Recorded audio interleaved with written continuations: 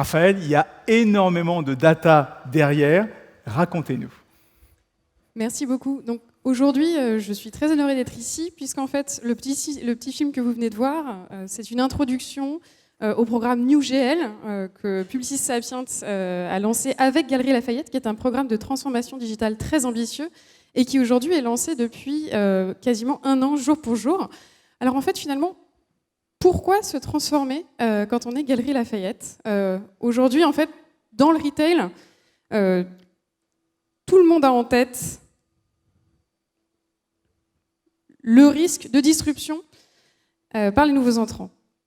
Des nouveaux entrants comme Amazon, qui finalement changent la donne. Et qui changent la donne pourquoi ? Parce qu'en fait, ils ont cette capacité que les groupes traditionnels n'avaient pas nécessairement, ou sur lequel ils n'avaient pas suffisamment investi, qui est d'exploiter la data et de la mettre au service de l'expérience client. Alors, ces nouveaux usages, aujourd'hui, comment est-ce qu'ils vous affectent chez Galeries Lafayette, El Moustapha ? Alors, au Galeries Lafayette, on n'est pas directement affecté par ces nouveaux entrants.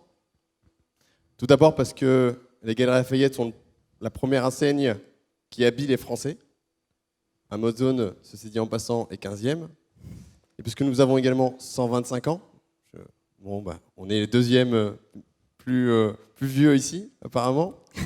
Mais finalement, cet âge traduit également un ancrage et un héritage extrêmement fort en termes culturels et historiques.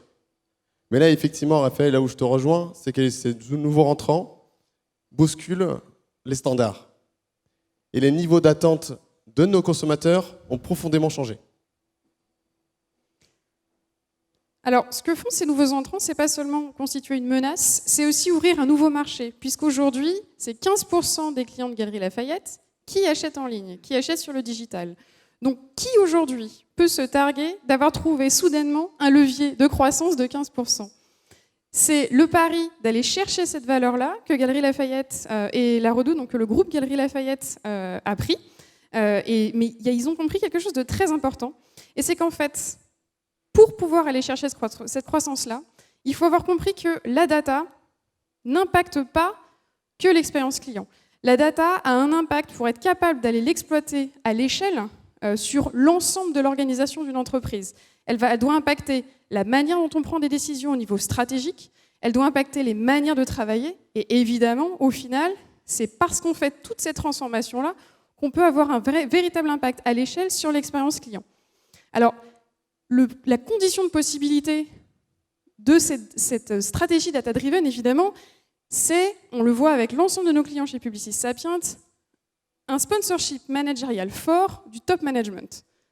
Alors effectivement, on a eu la chance au Galeries Lafayette d'avoir un top management qui a rapidement pris la décision de s'engager sur la voie de la transformation data-driven, y compris sur les aspects stratégiques. Nous avons par exemple identifié que 32% des produits qui étaient recherchés sur notre site n'y étaient pas proposés. Nous avons défini des cibles stratégiques et actionnables à partir de la data interne et externe.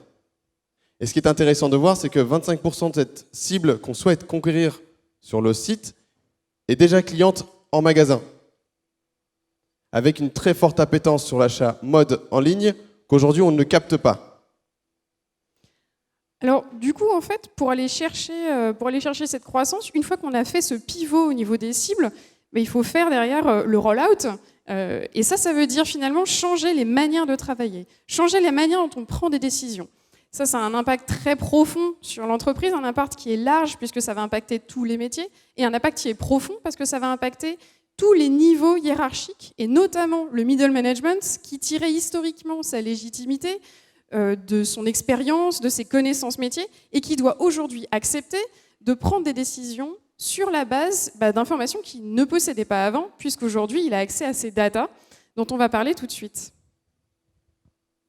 Alors, effectivement, le client aujourd'hui, au Galeries Lafayette, prend une place véritable dans les choix de l'entreprise, que ce soit pour de nouvelles fonctionnalités, avec notamment de l'A/B testing systématique ou des tests utilisateurs réalisés directement face au client, mais également dans la définition de notre roadmap. Grâce à un outil qu'on a développé en interne basé sur l'intelligence artificielle, qu'on a appelé Insight Machine, qui nous permet de traiter l'ensemble des verbatims clients qui nous remontent au quotidien, de pouvoir les identifier, quantifier les irritants clients, mais également les satisfactions pour pouvoir les relayer dans la communication vers le client. C'est vrai qu'avoir la possibilité pour nous de travailler avec un client qui est suffisamment mature pour avoir pu développer ce genre d'outils en interne, ça suppose des équipes, donc des data scientists, des développeurs, ça suppose aussi un sponsorship et ça suppose une manière de travailler transverse et multidisciplinaire, puisque l'ensemble du programme Galeries Lafayette, NewGL, travaille en agile. Alors, pourquoi est-ce qu'on fait tout ça? Pourquoi est-ce qu'on bouscule les fondamentaux métiers? Pourquoi est-ce qu'on bouscule les manières de travailler? Évidemment, c'est pour mettre ça au service de l'expérience client, pour la transformer et pour la rendre en fait au niveau de ces nouveaux standards qui ont été établis. Alors, le véritable grand enjeu aujourd'hui de l'e-commerce, c'est la personnalisation. Nous savons que l'expérience personnalisée permet de multiplier par 5 le taux d'achat et engendre un panier moyen 5 fois plus supérieur. Ce qui fait qu'aujourd'hui, dans la nouvelle plateforme, nous avons placé la personnalisation véritablement en son centre pour pouvoir apporter au client une expérience personnalisée, que ce soit de l'inspiration jusqu'au post-achat, en passant par la navigation sur le site, que ce soit en termes de produits, de contenu, mais également de parcours d'achat. Et aujourd'hui, vous vous rendez compte que 73% des clients auxquels vous avez fait... Exactement. Alors, nous avons fait tester le nouveau site par des clients cibles et nous avons effectivement un retour qui est prometteur. 73% des clients qui ont testé le site en sont satisfaits. Merci beaucoup, Mustapha. Je pense qu'on va parler aussi avec Samir. Donc Samir, toi tu es Chief Data Officer au sein du groupe La Redoute. Le groupe La Redoute a lancé aussi un certain nombre de projets ambitieux basés sur l'exploitation de la data et de l'intelligence artificielle. De quoi est-ce que tu as le droit de nous parler aujourd'hui? Alors déjà, j'ai le droit de vous dire qu'on a 183 ans, qui dit mieux.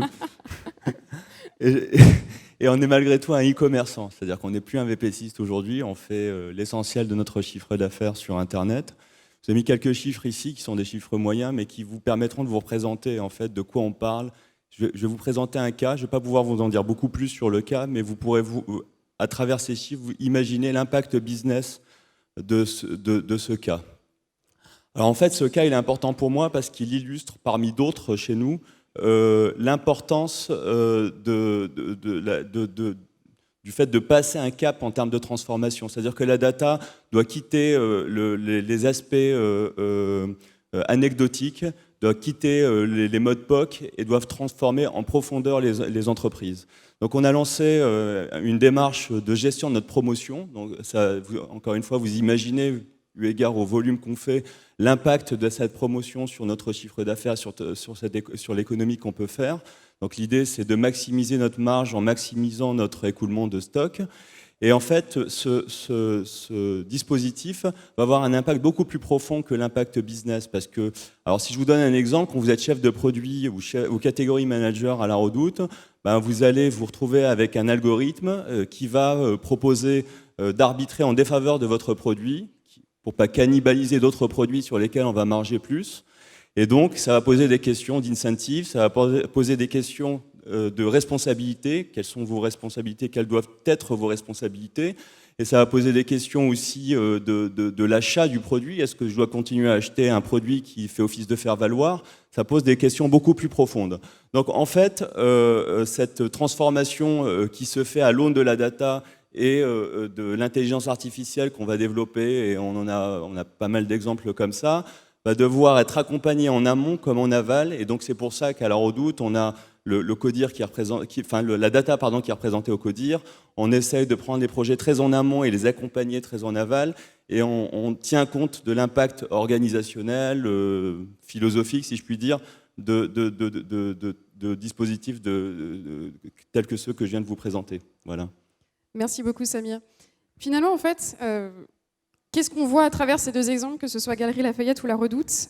C'est la concrétisation de quelque chose qu'on croit très profondément et qui est très profondément inscrit dans l'ADN de Publicis Sapient. Et c'est cette idée qu'en fait, aujourd'hui, si on veut proposer une expérience client qui soit d'un niveau exceptionnel, il faut à la fois penser ses produits, ses plateformes, ses services grâce à des insights, donc en s'appuyant sur la data à toutes les étapes de la conception, et c'est pour ça que ça change profondément la manière de travailler à toutes les étapes, mais aussi qu'ils soient enrichis par des systèmes embarqués, un peu comme un A380, qui vont transformer l'expérience client, un moteur de recommandation, un moteur de personnalisation des promotions, des optimisations, des services de personnalisation à tous les étages finalement. Le risque qu'on prend si on ne fait pas ça, si on n'accepte pas l'ampleur de la transformation qui est demandée, derrière, c'est que plutôt que de fabriquer un A380, on se retrouve à proposer une expérience client standard, on va dire traditionnelle, sur laquelle on aura surajouté un peu de complexité. Donc les projets data, dans ces cas-là, ils se retrouvent cantonnés à ce que mentionnait tout à l'heure Samir, à savoir des impacts anecdotiques, des impacts qui finalement sont tactiques et pas, comme des projets d'optimisation qui nous ont été présentés aujourd'hui, un impact stratégique. Merci.